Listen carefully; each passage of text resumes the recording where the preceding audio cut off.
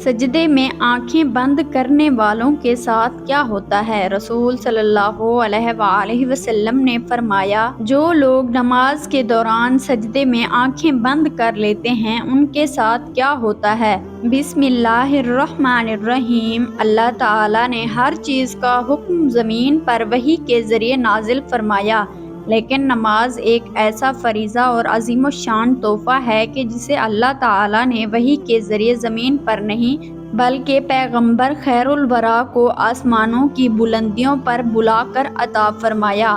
اس واقعے سے نماز کی اہمیت و عظمت ظاہر ہوتی ہے۔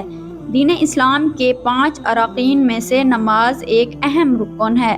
نماز کو آنکھوں کی ٹھنڈک قرار دیا گیا ہے۔ نماز مومن بندے اور کافر میں تمیز کرنا سکھاتی ہے۔ نماز سے دلوں کو سکون قرار حاصل ہوتا ہے۔ نماز قرب الہی کا بہت بڑا ذریعہ ہے۔ قیامت کے دن سب سے پہلا پرچہ اور لازمی سوال نماز کا ہوگا۔ اس پیپر میں کامیابی تمام امتحانی پرچوں میں کامیاب قرار پائے گا۔ اس میں ناکامی پر عذاب الہی کا موجب بنے گا۔ آپ صلی اللہ علیہ وآلہ وسلم جب واپس آتے ہوئے جناب حضرت موسیٰ کلیم اللہ کے پاس سے گزرنے لگے تو انہوں نے پوچھا کہ اللہ تعالیٰ نے آپ کو کیا حکم دیا ہے؟ آپ صلی اللہ علیہ وآلہ وسلم نے کہا، اللہ تعالیٰ نے میری امت پر ہر دن اور رات میں 50 نمازیں فرض کی ہیں۔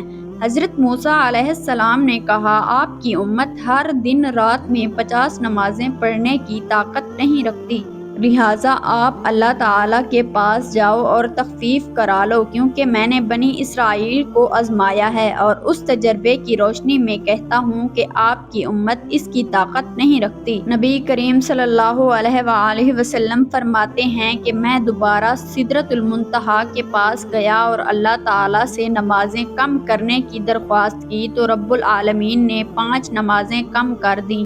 پھر حضرت موسیٰ کے پاس سے گزر ہوا تو انہوں نے کہا کہ یہ بھی زیادہ ہیں اور کم کرا لو۔ رسول اللہ فرماتے ہیں کہ میں بار بار تخفیف کی گزارش کرتا رہا، آخر کار اللہ تعالیٰ نے فرمایا، آپ کی امت 5 نمازیں پڑھا کرے تو میں اجر 10 کا دوں گا، اور ایک نیکی کا اجر ہمارے ہاں 10 گنا ہے۔ آپ صلی اللہ علیہ وآلہ وسلم کی امت 5 نمازیں پڑھے گی، ان کے اعمال نامے میں 50 درج کی جائیں گی، یعنی 50 نمازوں کا اجر و ثواب ملے گا۔ دین اسلام کا دوسرا ستون نماز ہے۔ قرآن پاک میں جگہ جگہ ایمان کے بعد سب سے زیادہ ذکر نماز قائم کرنے کا ہے۔ نماز بندے کو اپنے رب کے اتنا قریب کر دیتی ہے کہ اتنی قربت کسی بھی دوسرے عمل کے ذریعے اور کسی بھی دوسری حالت میں اسے حاصل نہیں ہو سکتی۔ نماز قائم کرنے کی بدولت ہی مسلمان اللہ کی یاد، اس کا قرب، اس کی حضوری اور اس کی ہم کلامی جیسی نعمتوں سے فیض یاب ہوتا ہے۔ یہ دین کی روح اور بندگی کی معراج ان دونوں کے سوا اور بھی کچھ ہو سکتی ہے؟ ظاہر ہے کہ نہیں ہو سکتی۔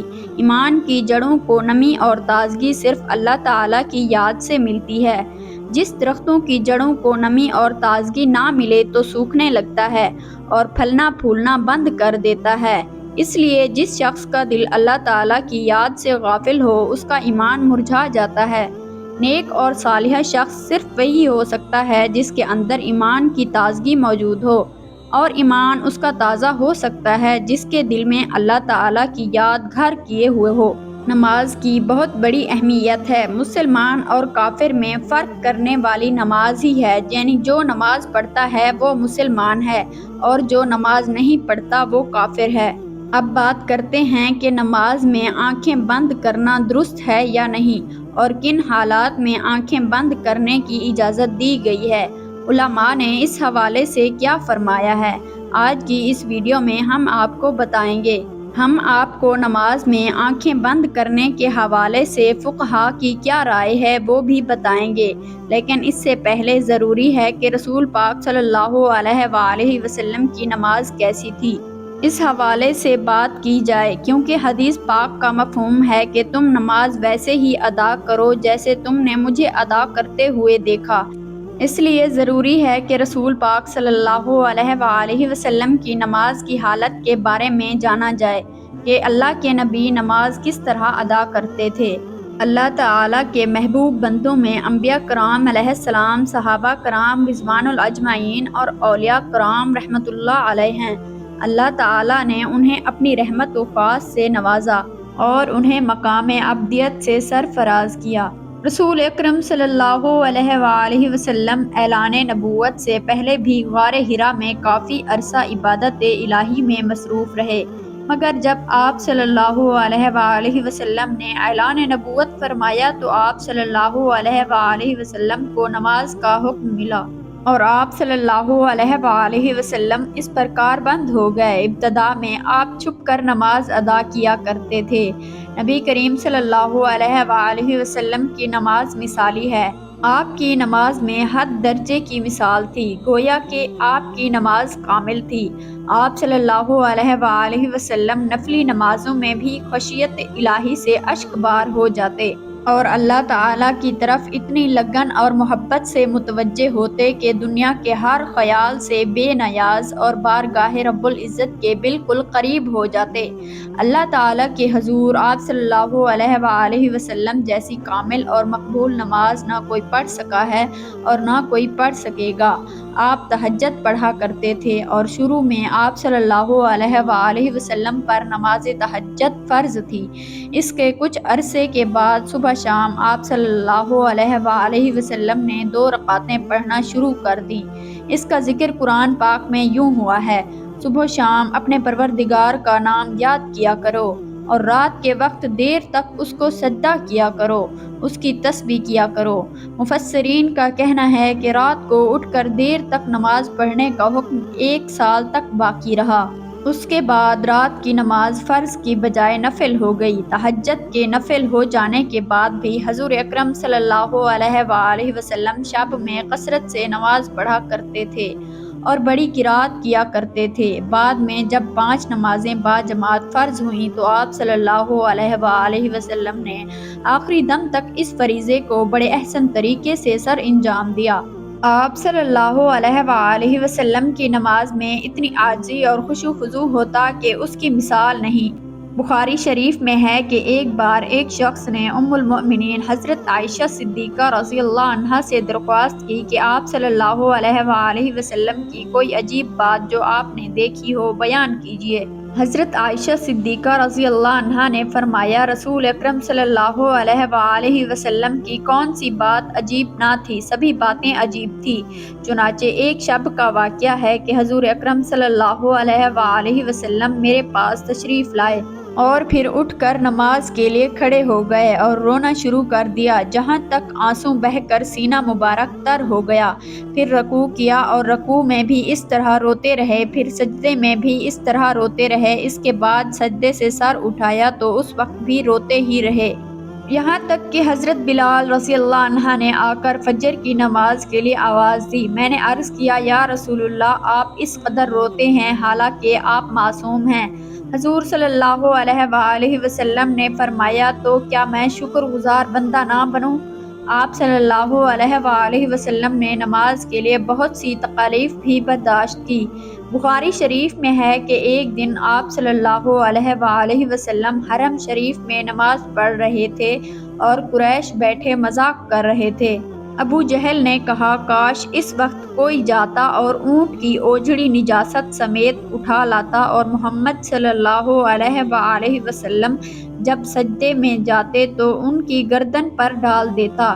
چنانچہ عقبہ نے ابو جہل کی خواہش کے مطابق ایک بڑے اونٹ کی اوجڑی لا کر آپ صلی اللہ علیہ وآلہ وسلم پر ڈال دی اور آپ کو سخت تکلیف اٹھانا پڑی۔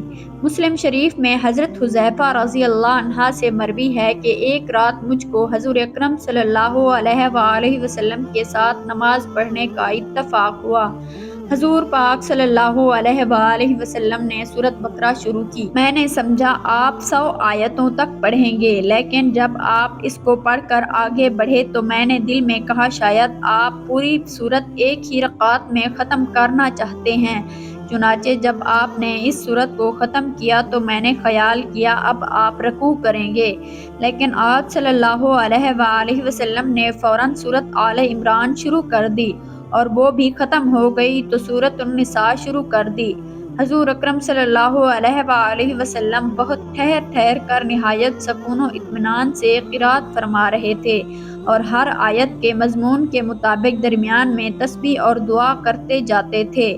اس کے بعد حضور اکرم صلی اللہ علیہ وآلہ وسلم نے رکوع کیا، رکوع میں بھی قیام کے برابر توقف فرمایا، پھر کھڑے ہوئے اور اتنی ہی دیر کھڑے رہے، پھر سجدہ کیا اور سجدے میں بھی اس قدر دیر فرمائی۔ حضرت عوف رضی اللہ عنہ کہتے ہیں کہ ایک رات میں حضور اکرم صلی اللہ علیہ وآلہ وسلم کے ساتھ تھا۔ حضور اکرم صلی اللہ علیہ وآلہ وسلم نے مسواک کیا، وضو فرمایا اور نماز کے لیے کھڑے ہو گئے، پھر بھی حضور صلی اللہ علیہ وآلہ وسلم کے ساتھ نماز میں شریک ہوا۔ حضور اکرم صلی اللہ علیہ وآلہ وسلم نے ایک رکعت میں پوری سورۃ بقرہ پڑھ لی، جہاں رحمت کی آیت آتی ٹھہر جاتے اور دیر تک رحمت کی دعا مانگتے رہتے۔ سورت کے آخر پر رکوع کیا اور اتنی دیر تک رکوع میں رہے جتنی دیر سورۃ بقرہ کی قرات میں لگی تھی۔ رکوع کے بعد اتنی ہی طویل سجدہ کیا، دوسری رکعت میں سورۃ آل عمران پڑھی، اسی طرح ہر رکعت میں پوری ایک سورت پڑھتے تھے۔ رسول صلی اللہ علیہ وآلہ وسلم اس طرح سے نماز پڑھا کرتے تھے۔ کیا ہم نے کبھی غور کیا ہے کہ ہم کس طرح سے نماز ادا کرتے ہیں؟ کیا ہماری نماز میں کوئی ایک سورت مکمل پڑھی جاتی ہے؟ اپنے گریبان میں جھانک کر دیکھیں، پھر آپ کو پتہ چلے گا کہ امت محمدی میں پیدا ہونا خوش قسمتی تو ہے، لیکن کیا ہم نے ان کے طور طریقوں کو فالو کیا ہے یا نہیں؟ اب بات کرتے ہیں کیا نماز میں آنکھیں بند کرنا صحیح ہے یا نہیں۔ اس حوالے سے فقہا نے کیا فرمایا؟ اہل علم متفقہ طور پر نماز میں بلا ضرورت آنکھیں بند کرنے کو مکروہ کہتے ہیں۔ چنانچہ الروض کے مؤلف نے صراحت کے ساتھ یہ لکھا ہے کہ یہ یہودیوں کا عمل ہے۔ اس طرح تحفۃ الملوک کے مؤلف نے بھی اس کے مکروہ ہونے کی صراحت کی ہے، لیکن انہوں نے کسی قسم کی ضرورت ہونے یا نہ ہونے کا ذکر نہیں کیا۔ اور کاسانی رحمۃ اللہ علیہ کہتے ہیں کہ یہ مکروہ ہے کیونکہ یہ سنت سے متصادم ہے، کیونکہ نماز کی حالت میں سجدے کی جگہ پر دیکھنا شرعی عمل ہے، نیز یہ بھی کہ ہر عضو کا عبادت میں حصہ، چنانچہ اس طرح آنکھوں کا بھی عبادت میں حصہ ہے۔ مراق الفلاح کے مؤلف نے نماز کے دوران آنکھیں بند کرنے کو مکروہ کہا ہے، تاہم کہیں مصلحت کا تقاضا ہو تو جائز ہے، بلکہ انہوں نے یہ بھی کہا ہے کہ بسا اوقات آنکھیں بند کرنا آنکھیں کھلی رکھنے سے بہتر ہوگا۔ امام عاص بن عبد السلام رحمۃ اللہ علیہ نے اپنے فتاویٰ میں ضرورت کے وقت آنکھیں بند کرنے کی اجازت دی ہے کہ اگر اسے نماز میں خشوع زیادہ پیدا ہونے کا امکان ہو تو آنکھیں بند کی جا سکتی ہیں، جبکہ ابن قیم رحمۃ اللہ علیہ نے زائد المیعاد میں صراحت کے ساتھ لکھا ہے کہ اگر آنکھیں کھول کر رکھنے سے نماز میں خشوع زیادہ پیدا ہوگا تو آنکھیں کھول کر رکھنا ضروری ہے، اور اگر آنکھیں بند کر کے رکھنے سے زیادہ خشوع پیدا ہوگا تو مثلاً کوئی ایسے نقش و نگار یا کوئی اور چیز موجود ہے جس سے خشوع میں خلل پیدا ہوتا ہے تو پھر قطعی طور پر مکروہ نہیں ہے، بلکہ ایسی صورت میں آنکھیں بند کرنے والوں کو مستحب کہنا مقاصد شریعت سے مکروہ کہنے کی نسبت قریب تر ہے۔ واللہ عالم۔ تو ناظرین، فقہا کے فرمان کے مطابق ہم نے دیکھا ہے کیا نماز کے دوران آنکھیں بند کی جا سکتی ہیں یا نہیں۔ بہرحال بہتر تو یہی ہے کہ آنکھیں کھول کر نماز پڑھی جائیں، کیونکہ نماز پڑھنے کے دوران سجدے کی جگہ پر دیکھنا ضروری ہے۔ حضرت ابو ہریرہ رضی اللہ عنہ فرماتے ہیں کہ ایک شخص اپنے گھر والوں کے پاس آئے، جب انہوں نے دیکھا کہ گھر والے ضرورت مند ہیں تو وہ صحرا کی طرف نکل گئے۔ جب ان کی اہلیہ نے یہ دیکھا تو وہ چکی کے پاس گئی اور اس کا پاٹ رکھ دیا، پھر تنور کے پاس گئی اور اسے گرم کر دیا، پھر دعا کی، اے اللہ ہمیں روزی عطا کر، تو دیکھا کہ اچانک برتن آٹے سے بھر گیا۔ روادی کہتے ہیں اور پھر تنور کے پاس گئی تو وہ روٹیوں سے بھرا ہوا تھا۔ روادی کہتے ہیں کہ پھر شوہر واپس آیا تو یہ صورتحال دیکھ کر کہنے لگے، تمہیں میرے بعد کسی کی طرح سے کوئی چیز پہنچی ہے؟ اہلیہ نے کہا، جی ہاں، ہمارے رب کی طرف سے پہنچی ہے۔ پھر وہ چکی کے پاس گئی اور اس کا پاٹ اٹھا دیا۔ بعد میں نبی کریم صلی اللہ علیہ وآلہ وسلم سے اس پورے واقعے کا ذکر کیا تو آپ صلی اللہ علیہ وآلہ وسلم نے فرمایا، اگر وہ چکی کا پاٹ نہ اٹھاتے تو وہ قیامت تک چلتی رہتی۔ اللہ سے دعا کرتے ہیں کہ اللہ تعالی ہمیں دین کی صحیح سمجھ عطا فرمائے، ہماری نمازوں میں خشوع و خضوع پیدا فرمائے، اور جس طرح سے رسول پاک صلی اللہ علیہ وآلہ وسلم نے زندگی گزاری ہے انہی کی نقش قدم پر چلنے کی توفیق عطا فرمائے اور ہمارا ایمان پر خاتمہ عطا فرمائے، آمین۔